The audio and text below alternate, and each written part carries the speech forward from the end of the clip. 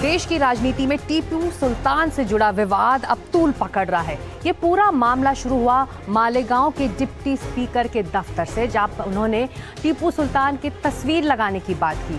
फिर कांग्रेस के एक नेता ने टीपू सुल्तान की तुलना शिवाजी से कर दी। फिर क्या था? ऐसे में फिर बीजेपी, एआईएमआईएम और शिवसेना सब इस विवाद में कूद पड़े हैं, जिससे महाराष्ट्र की सियासत और गर्मा गई। हर्षवर्धन सरकार ने जिस प्रकार से छत्रपति शिवाजी महाराज की तुलना टीपू सुल्तान के साथ की है, हम इसकी निंदा करते हैं। तो शर्म आनी चाहिए। टीपू की लाश के पास से, उसके पास से अंगूठी निकली सोने की, उस पे क्या लिखा हुआ था? राम। विरोध प्रदर्शन की ये तस्वीरें महाराष्ट्र के अलग अलग जिलों की हैं। पुणे और नासिक में कांग्रेस के खिलाफ प्रदर्शन हो रहा है। बीजेपी कार्यकर्ता हर्षवर्धन सबकाल का पुतला जला रहे हैं। कांग्रेस के दफ्तर के बाहर विरोध प्रदर्शन किया जा रहा है और हर्षवर्धन सबकाल का इस्तीफा मांगा जा रहा है। यही हाल नागपुर और लातूर का भी है। बीजेपी यहां सड़कों पर उतरकर विरोध प्रदर्शन कर रही है। हर्षवर्धन सबकाल महाराष्ट्र कांग्रेस के अध्यक्ष हैं और उनके बयान के बाद चौतरफा विरोध की ज्वाला भड़क उठी है। पुणे में तो कांग्रेस और बीजेपी के कार्यकर्ता ही आपस में भिड़ गए। दोनों के बीच पत्थरबाजी भी हुई। दरअसल हर्षवर्धन सबकाल के बयान के खिलाफ ही यहाँ आंदोलन चल रहा था। सिर्फ महाराष्ट्र ही नहीं बल्कि यूपी तक सबकाल के विरोध की आवाज पहुँच चुकी है। डिप्टी सीएम केशव मौर्य ने कहा कि टीपू सुल्तान पर इस प्रकार की सोच का भारत की धरती पर स्थान नहीं है। सोच को भारत की धरती पर कोई स्थान नहीं है। जो इस प्रकार की मानसिकता से ग्रस्त हैं, उनका इलाज जनता ही करती है, चुनाव में करती है। और इस सब के पीछे कांग्रेस होती है, एमआईएम होती है, और जो हिंदू विरोधी राजनीति, भारत विरोधी राजनीति करने वाले हैं, ऐसे दल होते हैं। दरअसल इस विवाद की शुरुआत 13 फरवरी को हुई, जब मालेगांव नगर निगम की नई नवेली उप महापौर शान हिंद निहाल अहमद ने अपने दफ्तर में टीपू सुल्तान की तस्वीर लगा दी, जिसका शिवसेना और बाकी विपक्ष ने विरोध किया। हालांकि निहाल का कहना है कि उन्होंने कुछ भी गलत नहीं किया। इसको कुछ एतराज़ नहीं है, क्योंकि टीपू सुल्तान जो हैं वो हिंदुस्तान के फ्रीडम फाइटर है, ये सब ने माना। यहाँ तक कि उनकी तारीफ सिर्फ हिंदुस्तान ने नहीं, ब्रिटेन ने भी की है। जिस वक्त वो ईस्ट इंडिया कंपनी से लड़ा करते थे, मैंने उस दिन भी इंटरव्यू में कहा, अभी तो ये फ़ोटो लगा हुआ है, जब रिपेयरिंग का काम होगा तो फ़ोटो में कोई टूट फूट ना हो, इसलिए हटाया जा सकता है, लेकिन उसके बाद हम जो है हमारी विचारधारा के हिसाब से लगाएंगे। दिलचस्प ये है कि टीपू की तस्वीर पर शिवसेना और बीजेपी हमलावर हुई, जबकि ओवैसी ने खुद बीजेपी को ही घेर लिया। हर्षवर्धन सरकार ने जिस प्रकार से छत्रपति शिवाजी महाराज की तुलना टीपू सुल्तान के साथ की है, हम इसकी निंदा करते हैं। उनको शर्म आनी चाहिए। इस प्रकार की बात अगर कांग्रेस पार्टी कहती है तो वोटों के लालच में ये कितने भी जूते चाटे, महाराष्ट्र और देश इसको सहन नहीं करेगा। अंग्रेजों से लड़कर टीपू की शहादत हुई। जेल में बैठकर टीपू तुम्हारे वीर की तरह 6-6 लव लेटर नहीं लिखा अंग्रेजों को मैं माफ कर दो, तुम जो बोले मैं करता हूं। टीपू तलवार लेकर अपने मुल्क को अंग्रेजों से आजाद कराने के लिए शहीद हो गया। और अंग्रेजों को टीपू से इतना डर था कि 1.5 घंटे तक टीपू की लाश पड़ी रही। अंग्रेजों की फौज के घेरे में टीपू की लाश है, मगर डर रहे थे कि अगर शेर उड़ गया तो क्या होगा। जब जाकर देखे तो टीपू का जिस्म गर्म था।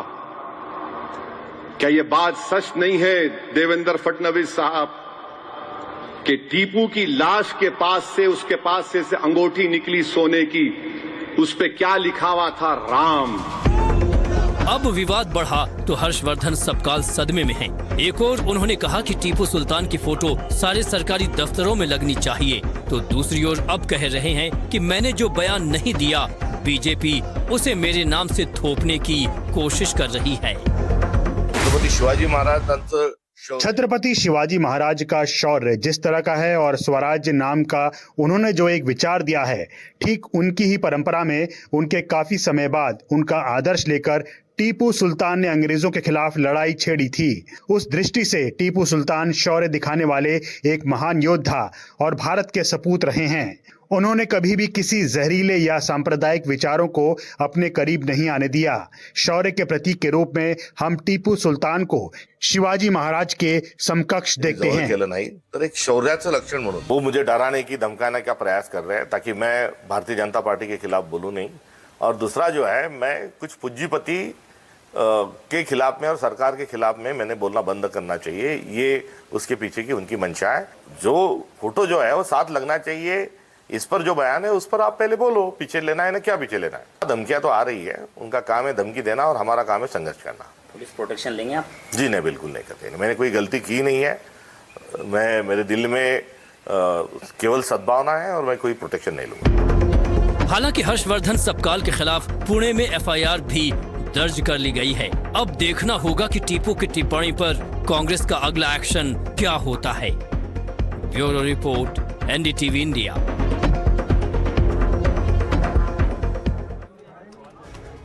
और खबर उत्तर प्रदेश की, जहां पर जल जीवन मिशन में भ्रष्टाचार का मामला सामने आया है। इस मिशन के तहत बनी पानी की टंकियों में गुणवत्ता और मानकों में कोताही बरती गई। 85% टंकियों में कुछ ना कुछ गड़बड़ी पाई गई है। आंकड़े बता रहे हैं कि आगरा के अलावा मथुरा, कानपुर, लखीमपुर खीरी, सीतापुर में घटिया निर्माण के कारण टंकियां गिर गई। गुणवत्ता से एक तरह से जो कहें उसको लेकर कोताही बरती गई, लापरवाही हुई, जिसकी वजह से ये पूरा भ्रष्टाचार का मामला अब खुलता दिखाई दे रहा है।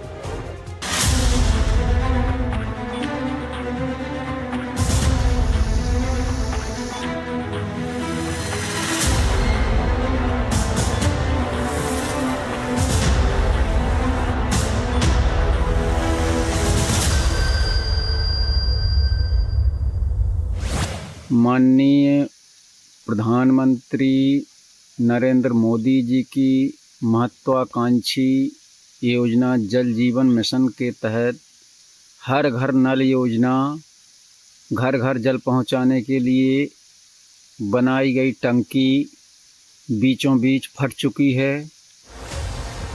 महोबा में जल जीवन मिशन की कलई खोलती ये तस्वीरें वाकई आपको हैरान कर देंगी। देखिए कैसे नई बनी टंकी भ्रष्टाचार की पोल खोलने लगी। हाल ही में हुए इस टंकी के निर्माण पर जमकर घोटाला किया गया, जिसका वीडियो तेजी से वायरल हो रहा है। महोबा जिले के जैतपुर ब्लॉक के नगारा डांग गांव में इस टंकी का निर्माण किया गया है, जिसमें घटिया निर्माण सामग्री के उपयोग के कारण टंकी की दीवारों से पानी का रिसाव होने लगा और वो फटने की कगार पर पहुंच गई। जबकि इसे बने अभी 1 साल भी नहीं हुआ और उद्घाटन से पहले ही टंकी ने दम तोड़ना शुरू कर दिया।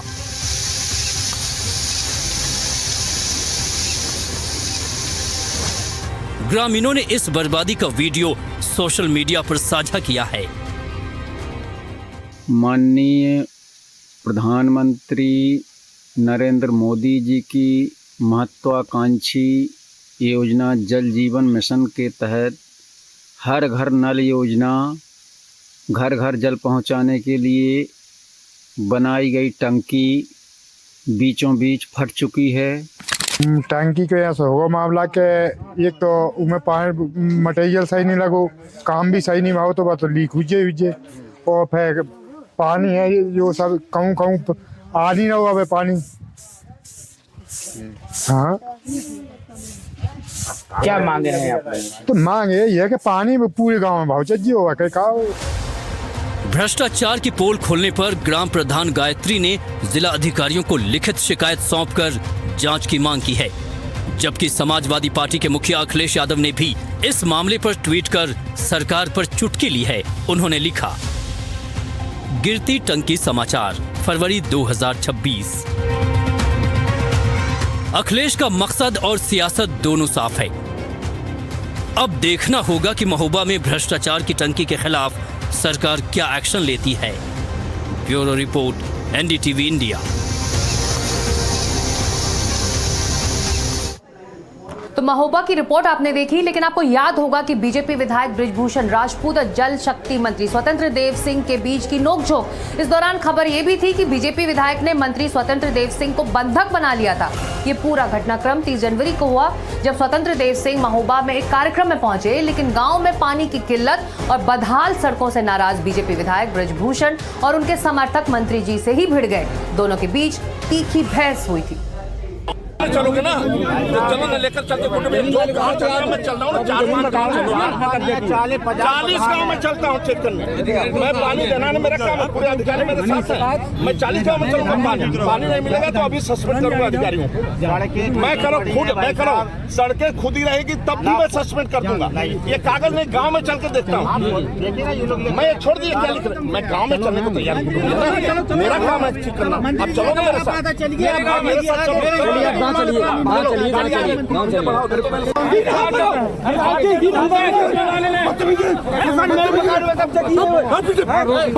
मकानों में कब्जा किए, हमारे मकान में कब्जा किए, जमीन पे कब्जा, हमारे जमीनों में कब्जा, हमारे मकानों में कब्जा, घरों में। हमारा भाई आशीष महाराज, आप देख ऐसे कर रहे हो तुम, बता मुक्ति न करे, नहीं कर रहा भाई, बता मुक्ति नहीं कर रहा भाई, क्यों आके दिखा रहे हो तुम? खा जाओ बेटा, आराम से कौन आके दिखा रहा है? विधायक जी जनता की आवाज है आप। चलो विधायक हमारा शेर है, विधायक हमारा शेर।